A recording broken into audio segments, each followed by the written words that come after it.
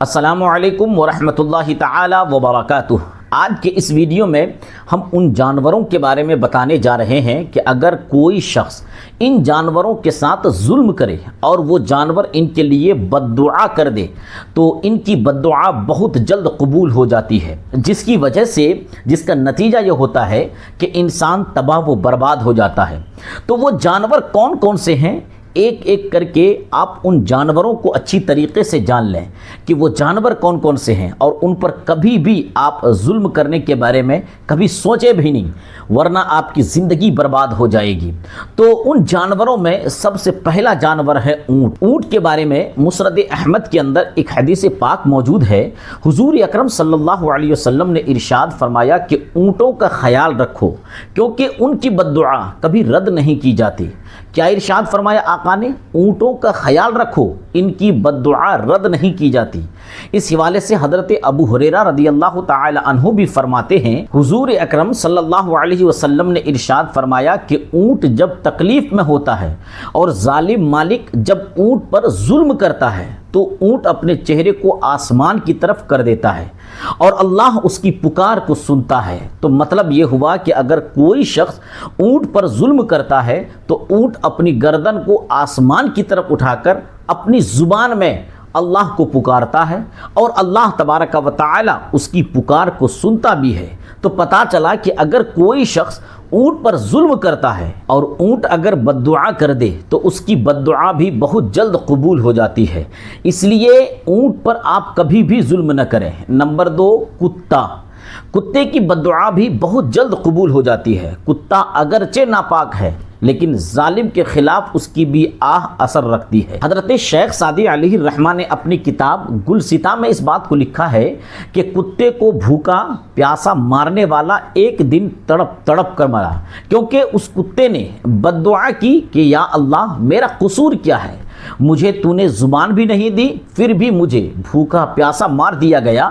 تو اس لیے حضرت شیخ سعدی علیہ الرحمہ نے فرمایا کہ کتے کی بد دعا بھی بہت جلد قبول ہوتی ہے۔ تو کتے کے اوپر بھی بلا وجہ ظلم نہیں کرنا چاہیے، ان کو بلا وجہ نہیں مارنا چاہیے۔ علماء کرام فرماتے ہیں کہ کتا بھی مخلوق خدا ہے اور مظلوم کتے کی بد دعا قبول ہوتی ہے۔ نمبر 3، بلی کے تعلق سے بخاری شریف کے اندر ایک حدیث پاک ہے، حضرت عبداللہ بن عمر رضی اللہ تعالیٰ عنہ سے مروی ہے کہ رسول اللہ صلی اللہ علیہ وسلم نے ارشاد فرمایا کہ ایک عورت کو جہنم میں صرف اس لیے ڈالا گیا اس نے ایک بلی کو باندھ کر کمرے میں رکھا تھا اور اس درمیان نہ اسے کچھ کھانے کو دیا جاتا تھا اور نہ کچھ پینے کو دیا جاتا تھا، یہاں تک کہ وہ بلی بھوکے اور پیاسے مر گئی۔ تو ایک بلی پر ظلم کرنے کی وجہ سے، اس کو بھوکا پیاسا مارنے کی وجہ سے وہ عورت جہنم میں چلی گئی۔ تو اس حدیث پاک سے یہ اشارہ ملتا ہے کہ بے زبان جانور بھی تکلیف میں ہو اور اگر کوئی اس پر ظلم کرے اور وہ بے زبان جانور بد دعا کر دے تو اللہ تبارک و تعالی اس کی بد دعا کو قبول فرماتا ہے۔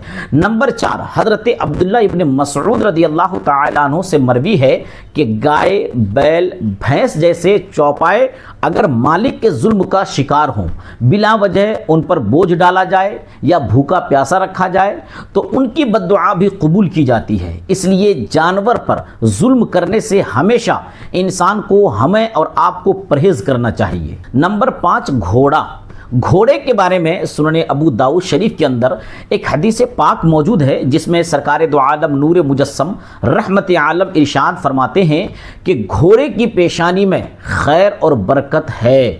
یہ سرکار کی حدیث پاک ہے۔ تو جب حضور اکرم صلی اللہ علیہ وسلم نے فرمایا کہ گھوڑے کی پیشانی میں خیر و برکت ہے تو اگر کوئی اس پر ظلم کرے تو اس کی آہ بھی اللہ کو بہت جلد پہنچتی ہے۔ تو یہ 5 جانور ہیں، آپ ان 5 جانور کو بلا وجہ کبھی بھی پریشان نہ کریں، کبھی بھی ان پر ظلم نہ کریں، کیونکہ ان کی آہ اللہ تک ضرور پہنچتی ہے۔ تو آج کے بعد سے ہم یہ عہد کر لیں کہ ہم ان جانوروں کی بد دعا سے، یعنی اونٹ، कुत्ता, बिल्ली, गाय, बैल, भैंस जैसे चौपाए जानवर और घोड़ा, इन जानवरों को परेशान करने से हमेशा बचेंगे। इन पर कभी भी जुल्म नहीं करेंगे। बिला वजह इनको न परेशान किया जाए और न बिला वजह इन पर जुल्म किया जाए और न बिला वजह इनको मारा जाए। इंशाअल्लाह आप कमेंट्स में ज़रूर लिखें कि इंशाअल्लाह हम इन पर जुल्म नहीं करेंगे। उम्मीद है कि आपको आज की ये वीडियो पसंद आई होगी। अगर ये वीडियो आपको पसंद आई हो तो अपने दोस्तों अहबाब तक ज़रूर शेयर करें। आपका भी अगर कोई सवाल हो तो कमेंट्स में लिखकर हमसे ज़रूर पूछ सकते हैं। इंशाअल्लाह आपके सवाल का जवाब बिल्कुल कुरान और हदीस की रोशनी में दिया जाएगा। अगर आपने अभी तक हमारे चैनल को सब्सक्राइब ना किया हो तो सब्सक्राइब भी ज़रूर कर लें ताकि मज़ीद इस्लामी मसाइल की मुस्तनद जानकारी हासिल कर सकें। अस्सलामु अलैकुम व रहमतुल्लाहि तआला व बरकातुहू।